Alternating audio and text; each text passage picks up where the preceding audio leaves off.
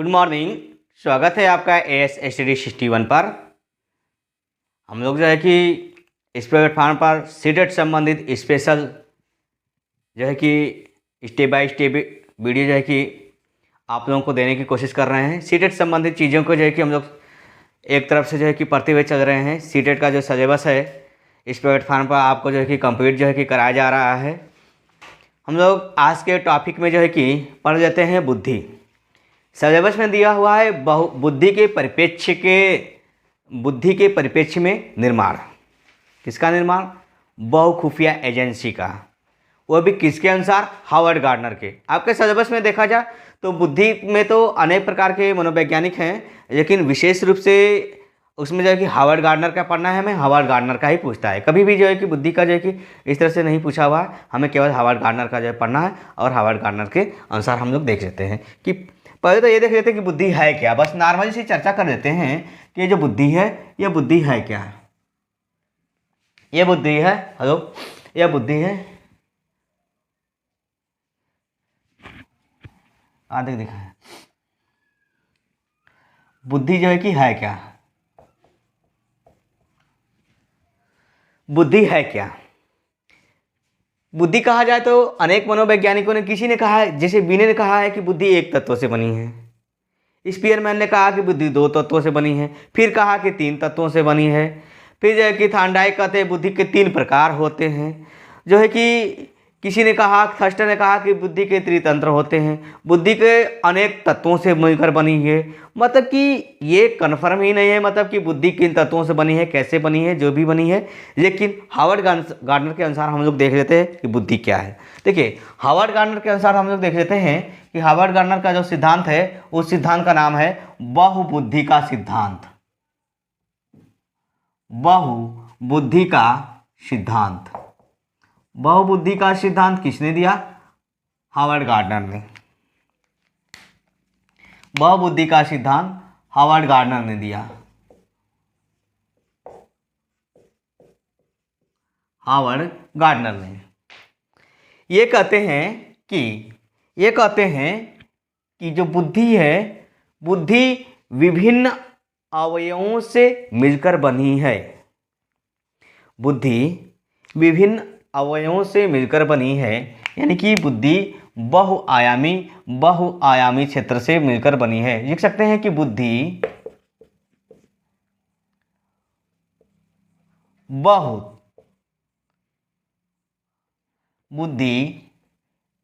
में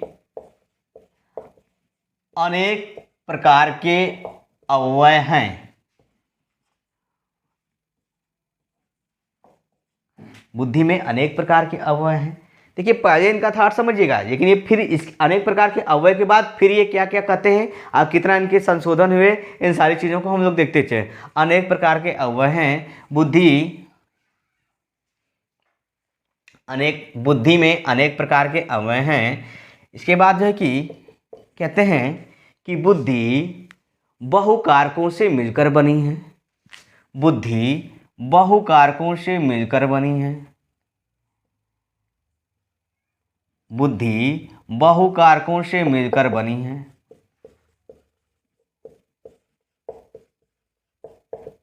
बहुकारकों से मिलकर बनी है।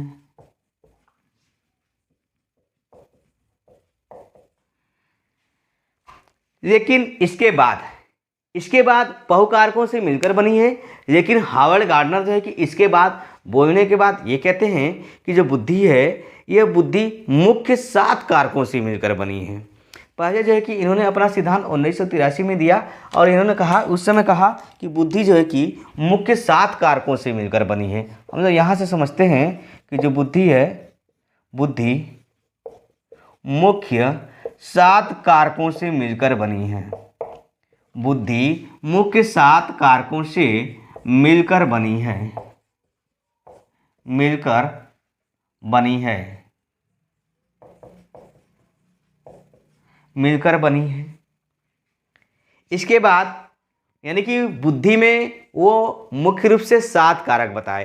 1998 में जाकर उन्होंने संशोधन किया, उन्होंने बताया 8 कारक से मिलकर बनी है। 2000 में जाकर के संशोधन किया और उन्होंने कहा कि बुद्धि मुख्य 9 कारकों से मिलकर बनी है। तो पहले इस तरह से क्रम इनके चलते गए, किन किन अवयवों से बनी है और किन से नहीं बनी है। हम लोग देखते चले हैं कि बुद्धि मुख्य 7 कारकों से मिलकर बनी है। और इसके बाद ये कहते हैं कि बुद्धि के प्रत्येक कारक, बुद्धि के प्रत्येक कारक, जितने भी कारक हैं, बुद्धि के प्रत्येक कारक स्वतंत्र रूप से होकर कार्य करते हैं। बुद्धि के प्रत्येक कारक स्वतंत्र रूप से होकर कार्य करते हैं, स्वतंत्र रूप में कार्य करते हैं। हम लोग लिखते हैं बुद्धि के प्रत्येक कारक स्वतंत्र रूप में कार्य करते हैं।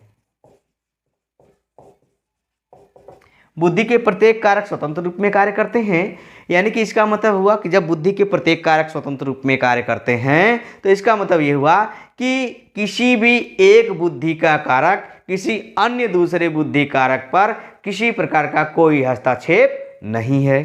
तो हम लिख सकते हैं नेक्स्ट पॉइंट को, हावर्ड गार्डनर के अनुसार बुद्धि के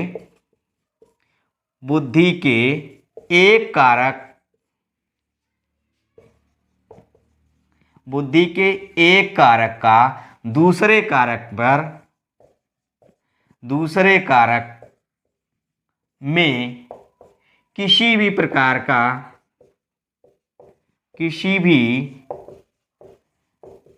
का हस्तक्षेप नहीं है, हस्तक्षेप नहीं है। ध्यान रहे, इस लाइन पे भी क्वेश्चन बने हैं। क्वेश्चन पूछा हुआ है सीटेट में कि बुद्धि जो है कि बुद्धि का कोई एक भाग क्षति हो जाता है तो अन्य भाग उससे प्रभावित होता है कि नहीं। क्यों प्रभावित होगा? नहीं प्रभावित होता। एक भाग क्षति हो गया तो अन्य दूसरा भाग प्रभावित नहीं हुआ। क्यों? क्योंकि वह एक दूसरे से स्वतंत्र रूप में कार्य करते हैं, मतलब एक भाग का दूसरे भाग से कोई लेना देना नहीं है।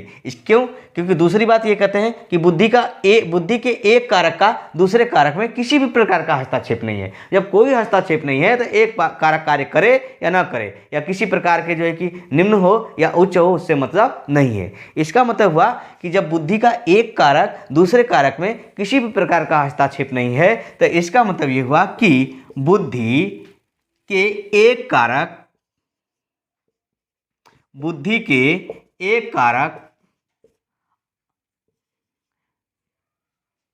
ऐसे लिख सकते हैं कि बुद्धि का कोई एक कारक अन्य दूसरे कारक में किसी प्रकार का कोई सहयोग नहीं है, ना हस्तक्षेप है ना सहयोग है। दोनों एक दूसरे से स्वतंत्र रूप से कार्य करते हैं, मतलब जितने भी कारक हैं स्वतंत्र रूप से कार्य करते हैं। तो लिख सकते हैं कि बुद्धि का कोई एक कारक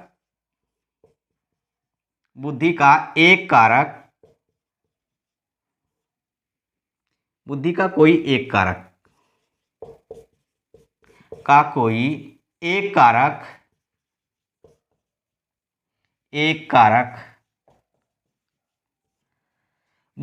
कोई एक कारक अन्य किसी दूसरे कारकों में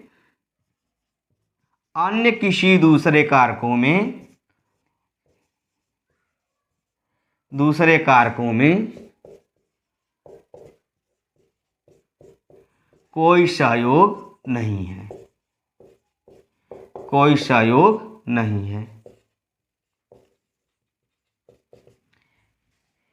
बुद्धि का कोई एक कारक अन्य किसी दूसरे कारकों में कोई सहयोग भी नहीं है। जब कोई हस्तक्षेप नहीं है तो कोई सहयोग भी नहीं है। एक दूसरे से स्वतंत्र रूप में कार्य करते हैं, किसी प्रकार का कोई हस्तक्षेप नहीं है। इसका मतलब बुद्धि के प्रत्येक कारक अद्वितीय रूप में कार्य करते हैं, मतलब सब अपने आप में अलौकिक है, सब अपने आप में अनोखा है, सब अपने आप में बेहतर है। तो मतलब लिख सकते हैं कि बुद्धि के प्रत्येक कारक हावर्ड गार्डनर के अनुसार बुद्धि के प्रत्येक कारक एक अद्वितीय रूप में कार्य करते हैं अद्वितीय रूप में कार्य करते हैं। ठीक, इसके बाद हावर्ड गार्डनर ने बुद्धि के मुख्य रूप से 7 कारक बताए। हावर्ड गार्डनर ने, देखिए हमारा जो थ्योरी यहाँ से शुरू होता है कि बुद्धि के मुख्य 7 कारक हैं, तो ये 7 कारक कौन कौन से हैं हम लोग देख लेते हैं। 7 कारक कौन कौन से हैं और किस तरह से कार्य करते हैं। ठीक है, तो इसकी स्टार्ट करिए, हम अभी जो है कि देखते हैं कि हावर्ड गार्डनर के जो है कि बुद्धि के कौन कौन से कारक हैं। देखिए आपके सिलेबस में जो है कि बुद्धि के परिप्रेक्ष्य में निर्माण संबंधी चीज़ें तो दिया हुआ है, तो बुद्धि कई अवयवों से मिलकर बनी है, लेकिन हावर्ड गार्डनर के अनुसार मुख्य 7 कारकों से मिलकर बनी है। तो मुख्य 7 कारकों से मिलकर बनी है। इसके बाद संशोधन के अनुसार जो है कि हावर्ड गार्डनर ने 2 कारक बढ़ा दिए। तो हम लोग देख लेते हैं हावर्ड गार्डनर के अनुसार कौन कौन सी बुद्धि कार्य करती है। नंबर 1 पर पहले देख लेते हैं, भाषाई बुद्धि। भाषाई बुद्धि, भाषाई बुद्धि कौन सी बुद्धि क्या है कि जिन व्यक्ति, भाषा किसे कहते हैं, भाव को व्यक्त करने की क्षमता। भाव को व्यक्त करने की क्षमता भाषा कहलाती है। इसका मतलब यह कि जिन व्यक्तियों में भाषा या शब्दों की प्रवाहता होती है, उनके अंदर कौन सी बुद्धि पाई जाती है, भाषाई बुद्धि। हम लिख सकते हैं कि जिन व्यक्तियों में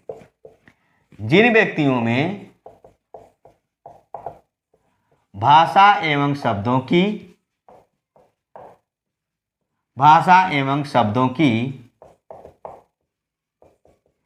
प्रवाहता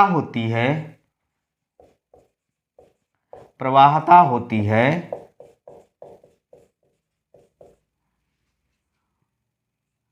उनमें कौन सी बुद्धि पाई जाती है, भाषाई बुद्धि। कभी कभी इसी को कहते हैं हम लोग शाब्दिक बुद्धि, क्योंकि शब्दों के माध्यम से जो है कि भावों को तो व्यक्त किया जाता है। हमारी भाषा सांकेतिक भी हो सकती है, लिखित भी हो सकती है, मौखिक भी हो सकती है। भावों को व्यक्त करने की प्रक्रिया भाषा कहा जाती है। तो जिन व्यक्ति में यह तीव्रता होती है कि अपने भावों को बेहतर ढंग से प्रदर्शित कर देते हैं, इसका मतलब उसके अंदर भाषाई बुद्धि होती है। अपने भावों को प्रदर्शित करने के लिए प्रत्येक प्राणी को अपनी तरफ अपनी भाषा से अपने भावों को क्या कर देते हैं, भाव कर देते हैं, आकर्षित कर देते हैं। यानी कि जिन व्यक्तियों में भाषा एवं शब्दों की प्रवाहता होती है, उनमें भाषाई बुद्धि पाई जाती है। जैसे ऐसे कौन से व्यक्ति हैं जिनमें भाषा और शब्दों की प्रवाहता होती है, तीव्रता होती है, अधिकता होती है या प्रवणता होती है। कौन व्यक्ति हो सकते हैं। नंबर 1 पर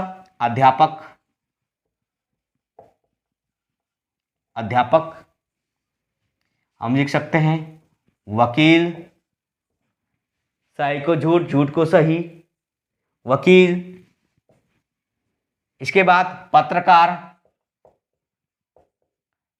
पत्रकार, इनमें क्या होती है, शब्दों की प्रवाहता होती है, शब्दों की तीव्रता होती है, शब्दों की प्रमुखता होती है, प्रधानता होती है। अपने शब्दों से लोगों को भावों को समझना, अपने भावों को व्यक्त करना, इनमें जो है कि अधिकता होती है। इसके बाद दूसरे नंबर पर हम लोग देख लेते हैं, दूसरी बुद्धि हो जाती है तार्किक बुद्धि। तार्किक या गणितीय बुद्धि, तार्किक या गणितीय बुद्धि।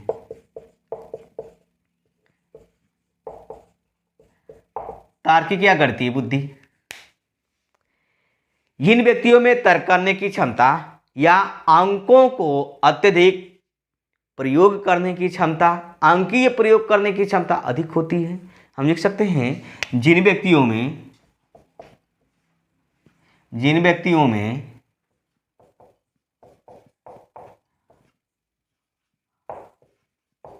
अंकीय या तर्क करने की क्षमता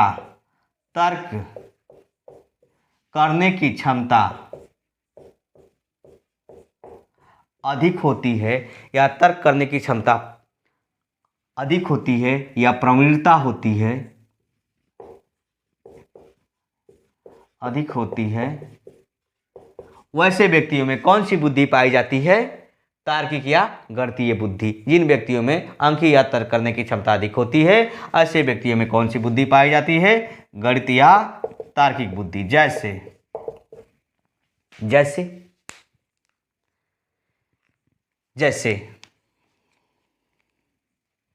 इंजीनियर,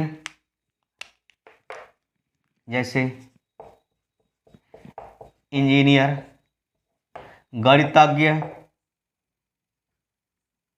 इंजीनियर, गणितज्ञ, तर्क करने की क्षमता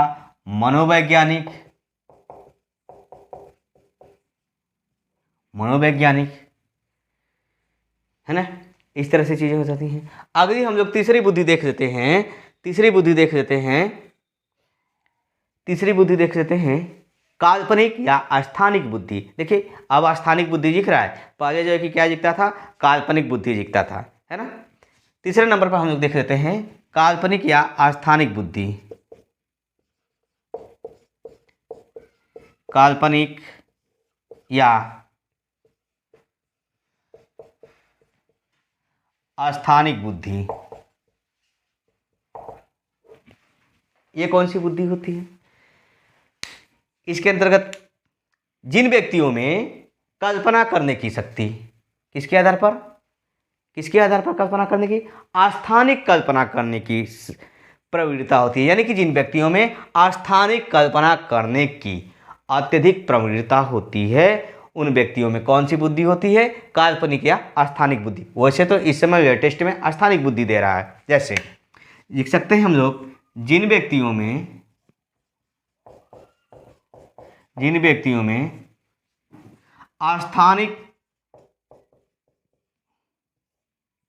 अस्थानिक चित्रण के आधार पर कल्पना करने की, या अस्थानिक कल्पना करने की, अस्थानिक चित्रण लिख सकते हैं यहाँ पर, अस्थानिक चित्रण के आधार पर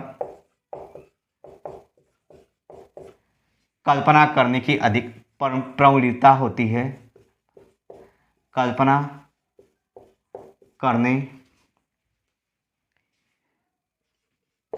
की प्रवणता होती है, उनमें कौन सी बुद्धि होती है, अस्थानिक बुद्धि या काल्पनिक बुद्धि। जैसे कौन कौन से व्यक्ति हैं जो अस्थानिक चित्रण के आधार पर कल्पना करते हैं, जैसे चित्रकार, मूर्तिकार, कवि। हम लिख सकते हैं जैसे चित्रकार, मूर्तिकार, कवि, लेखक भी हो सकते हैं, कवि, लेखक। देखिए कवि लेखक कभी कभी अपवाद में आ जाते हैं, शाब्दिक बुद्धि में आ जाते हैं, लेकिन ये जो क्या करते हैं, कल्पना के आधार पर, अस्थानिक चित्रण के आधार पर किसी विषय वस्तु को देखते हैं, उसी विषय वस्तु के आधार पर कल्पना करते हैं और इसी के आधार पर क्या करते हैं, लिख देते हैं, लेकिन मुँह से तो व्यक्त नहीं करते। तमाम तरह की चीज़ें हो जाती हैं। इसके बाद चित्रकार, मूर्तिकार, कवि, लेखक। इसके बाद देख लेते हैं चौथे नंबर पर, देख लेते हैं शरीर गतिकीय बुद्धि। शरीर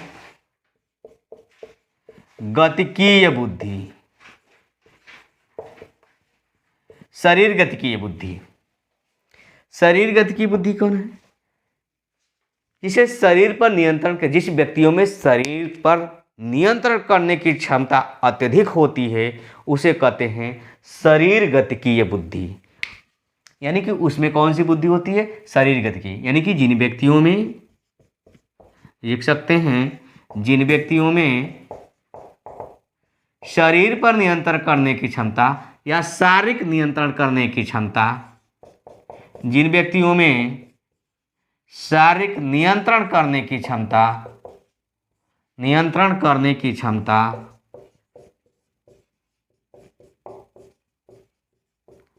अधिक होती है, उन व्यक्तियों में कौन सी बुद्धि पाई जाती है, शरीर गतिकीय बुद्धि। जैसे कौन कौन से व्यक्ति आ जाएंगे, जैसे नृत्य कलाकार, नागिन डांस करने वाले, जो नागिन डांस करते हैं ना, गजब नागिन डांस करते हैं, उनके शरीर पर गजब का नियंत्रण होता है कि बिल्कुल नागिन डांस करते हैं, ऐसे जितनी धूल होती है पूरी साफ कर जाते हैं। गजब की कला होती है, मतलब इन व्यक्तियों में शारीरिक नियंत्रण करने की। यानी कि हम लिख सकते हैं नृत्यकार मतलब डांसर, नृत्यकार। इसके बाद खिलाड़ी, भाई खिलाड़ियों में भी कला होती है, अपने अंदर कि अपने शरीर को किस तरह से नियंत्रित करके खेलों को खेलते हैं, जिस प्रकार से गेंद, बॉल, हॉकी, फुटबॉल कैसे नियंत्रित करके उछल कूद करते हैं। खिलाड़ी, धावक, दौड़ने वाला कैसे जो है कि अपने शरीर पर गति करके कितना तेज दौड़ता है। धावक, व्यायाम करने वाला यानी योगाभ्यास करने वाला, योगाभ्यास। बाबा रामदेव जी, गजब का उनका नियंत्रण है, किस प्रकार के जो है कि करते हैं योगा, योगाभ्यास। यानी कि जो शरीर पर नियंत्रण कर सके उनमें जो है कि शारीरिक गतिकीय बुद्धि होती है। इसके बाद 5वें नंबर पर देख लेते हैं। 5वें नंबर पर है संगीत बुद्धि। संगीत बुद्धि, संगीत बुद्धि देख लेते हैं। जिन व्यक्तियों में संगीत की मतलब जिन व्यक्तियों में मधुर स्वर की या जिन व्यक्तियों में लय ताल की अधिक प्रवृत्ता होती है उसे कहते हैं संगीत बुद्धि। लिख सकते हैं कि जिन व्यक्तियों में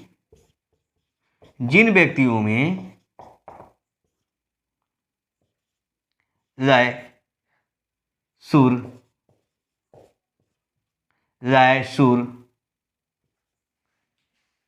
की प्रवणता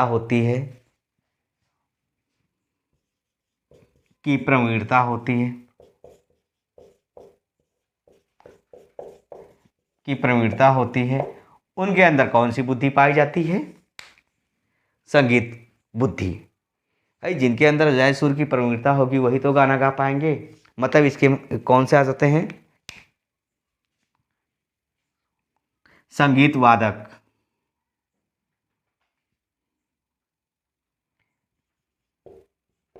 संगीत वादक,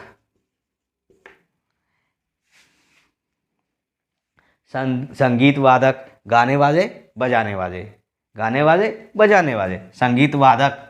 तबला वादक, तबला वादक। गायक, इसमें लिख सकते हैं गायक, गाने वाले। संगीतकार, संगीतकार, इसी में आ जाएंगे संगीतकार, गायक, संगीत वादक, तबला वादक, गाने वाले, बजाने वाले। यहाँ पर लिख सकते हैं लय सुर ताल। लय, जिन व्यक्तियों में लय सुर ताल की प्रवृत्ता होती है उनमें जो है कि कौन सी बुद्धि होती है? संगीत बुद्धि, संगीत वादक, तबला वादक, गायक, संगीतकार आदि। इसके बाद हम लोग देख लेते हैं 6ठे नंबर पर देख लेते हैं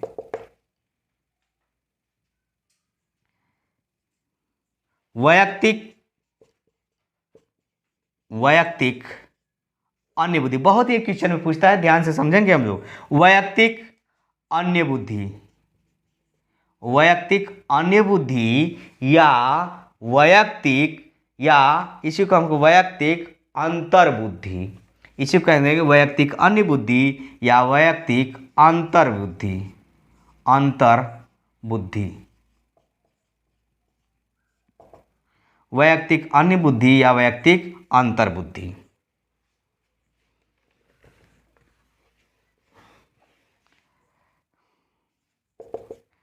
यहाँ पर लिखते हैं वैयक्तिक अन्य बुद्धि, वैयक्तिक अन्य बुद्धि या वैयक्तिक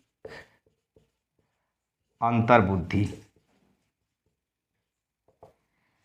ये बुद्धि कौन सी है? कि जिन व्यक्तियों में अंतर मतलब तुलना करना, तो एक के अलावा दूसरे की तुलना करना, अन्य मतलब एक के अलावा दूसरा।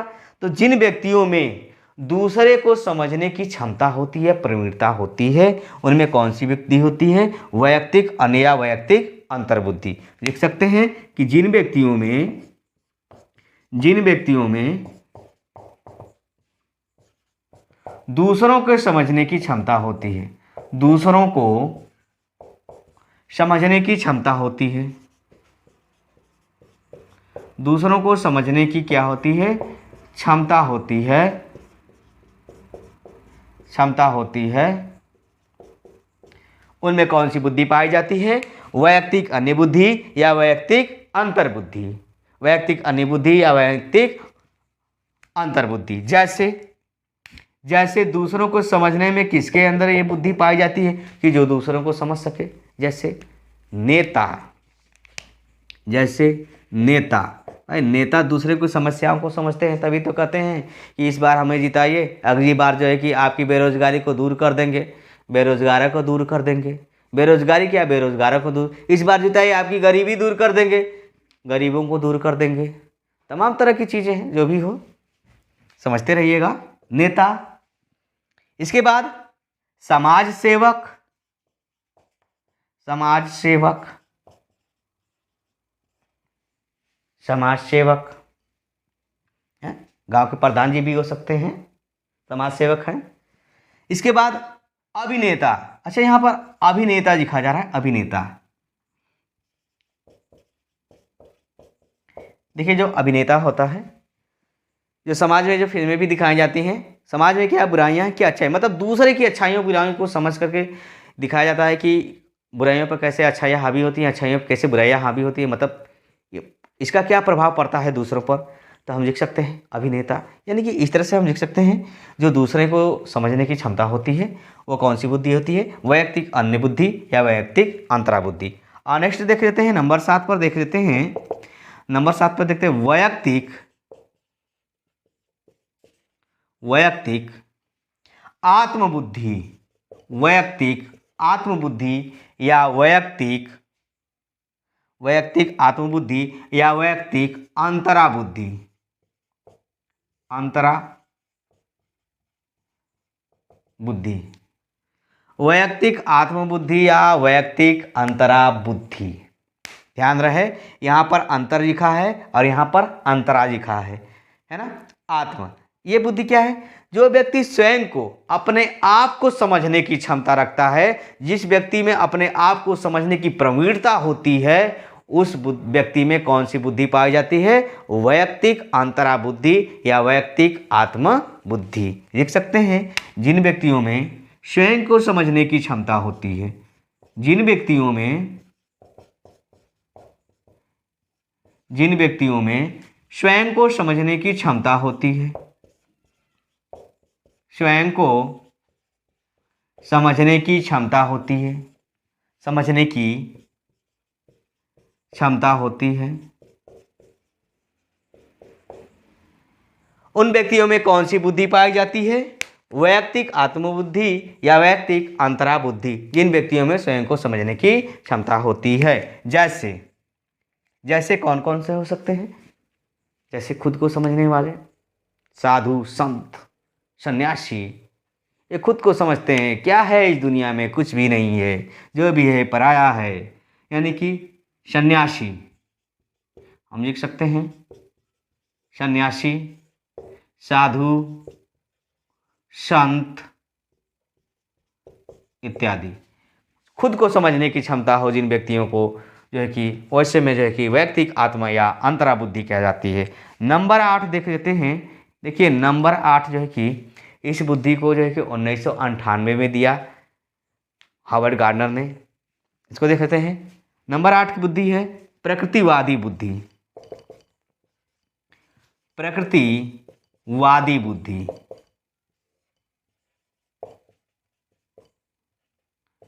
प्रकृतिवादी बुद्धि क्या है कि जिन व्यक्तियों में प्रकृति के अनुकूल या प्रकृति के दी गई तथ्यों को विशेष रूप से उपयोग करता है, उनमें कौन सी बुद्धि पाई जाती है, प्राकृतिक बुद्धि। यानी कि प्रकृति के आधार पर, मतलब प्रकृति की दी हुई चीज़ों को वो मूल रूप से प्रयोग करता है ना। लिख सकते हैं प्राकृतिक विषय वस्तु को, प्राकृतिक वस्तु को या प्राकृतिक तथ्यों को, जो भी प्राकृतिक तथ्य हैं, हवा है, मिट्टी है, जल है, आपके वायुमंडल में तमाम तरह की गैसें हैं, पृथ्वी के अंदर क्या है, मौसम कैसे बन रहे हैं, वातावरण में किसका प्रभाव है, कैसे भूकंप आ रहे हैं, मतलब जो प्रकृति से संबंधित चीज़ें हैं और उस प्रकृति से संबंधित चीज़ों पर जो है कि विशेष रूप से जो व्यक्ति कार्य कर रहा है तो उसके अंदर कौन सी बुद्धि होती है? प्रकृतिवादी बुद्धि। हम लिख सकते हैं प्राकृतिक तथ्यों को प्रयोग करने वाले या प्राकृतिक तथ्यों के आधार पर कार्य करने वाले, आधार पर कार्य करने वाले, प्राकृतिक तथ्यों के आधार पर कार्य करने वालों में कौन सी बुद्धि पाई जाती है? प्राकृतिक बुद्धि। जैसे किसान, हम लिखेंगे यहाँ पर जैसे किसान, जैसे भूवैज्ञानिक, जैसे भूवैज्ञानिक, जैसे मौसम वैज्ञानिक, मौसम वैज्ञानिक, किसान, भूवैज्ञानिक, मौसम वैज्ञानिक, ये मतलब प्रकृति के जो चीज़ें बनाई गई हैं उस पर क्या है, ये कार्य करते हैं या उसके आधार पर ये समझते हैं कि प्रकृति क्या है, किस तरह से है। इनको जो है कि प्रकृतिवादी बुद्धि होती है उनके अंदर। किसान हो गए, है ना। इसके बाद 9वां देख लेते हैं, जो 2000 में इन्होंने जो है कि इसका जो है कि इस बुद्धि को दिया था। 9वां है अस्तित्ववादी बुद्धि। अस्तित्ववादी बुद्धि। अस्तित्ववादी बुद्धि क्या है? अस्तित्ववादी बुद्धि क्या ये है कि जो सांसारिक तथ्यों पर विचरण करता है, जो सांसारिक तथ्यों पर विचरण करता है कि संसार में क्या है, संसार में कुछ भी नहीं, संसार एक मिथ्या है, सब जो है कि बेवफा है, कोई अपना नहीं है, सब पराया है, सबको छोड़ करके खुद की जो है कि किया जाए। ये संसार में जो आया है वो जाएगा, जीवन निश्चित है तो उसी तरह मृत्यु भी निश्चित है। जिस प्रकार से व्यक्ति जन्म लिया है वैसे मर भी जाएगा, कोई किसी का साथी नहीं है, ना कोई दोस्त है, ना कोई हमसफर है, कोई अपना नहीं है, सब अपना है, सब पराया है। इस प्रकार की बुद्धि क्या होती है? अस्तित्ववादी। मतलब सांसारिक परंपराओं या सांसारिक रूपों में जो है कि विचरण करने वाले व्यक्ति में जो है कि किस प्रकार की बुद्धि होती है? अस्तित्ववादी बुद्धि। हम लिख सकते हैं कि जिन व्यक्तियों में सांसारिक विचरण करने की प्रवृत्ति होती है, जिन व्यक्तियों में सांसारिक विचरण करने की, सांसारिक विचरण करने की, विचरण करने की प्रवणता होती है, प्रवणता होती है, उनमें कौन सी बुद्धि पाई जाती है? अस्तित्ववादी बुद्धि। जैसे धार्मिक गुरु, धार्मिक गुरु, जैसे हम लिख सकते हैं धार्मिक गुरु, दर्शन शास्त्री, दर्शन शास्त्री, धार्मिक गुरु, दर्शन शास्त्री। धार्मिक गुरु इधर लिखा है दर्शन शास्त्री, दर्शन शास्त्री लिख लीजिएगा, धार्मिक गुरु, दर्शन शास्त्री, धार्मिक गुरु, दर्शन शास्त्री, समझ लीजिएगा, धार्मिक गुरु और दर्शन शास्त्री। ठीक है, तो इस प्रकार से आपकी जो है कि हावर्ड गार्नर की बुद्धि जो है कि बुद्धि से संबंधित ये कंप्लीट हुए। आप स्क्रीनशॉट करिए एक बार।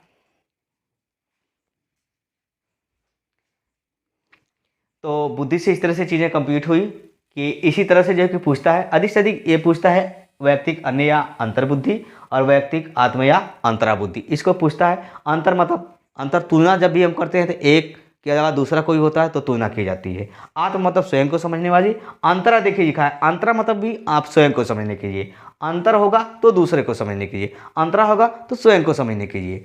तो मतलब ये चीज़ें हैं आपके बुद्धि से संबंधित। ये टॉपिक हमने कंप्लीट किया। यदि किसी प्रकार की कोई त्रुटियां हों तो आप कमेंट बॉक्स में जरूर दीजिए। आप लोग अपना कमेंट नहीं देते हैं, कमेंट जरूर दीजिए और लाइक और सब्सक्राइब करिए। आप लोग चैनल को जो है कि अधिक से अधिक शेयर करिए ताकि हम बेहतर से बेहतर करने का प्रयास करें। सारी चीज़ें देखिए आपके लिए ही की जा रही है। यदि आपके योग्य चीज़ें न मिलती हों तो एक बार कमेंट में ज़रूर बताया करिए कि नहीं मतलब ये चीज़ें नहीं मिल पा रही है, हम उसे देने की कोशिश करेंगे। ठीक है, तो मिलते हैं नेक्स्ट वीडियो में, तब तक कीजिए धन्यवाद।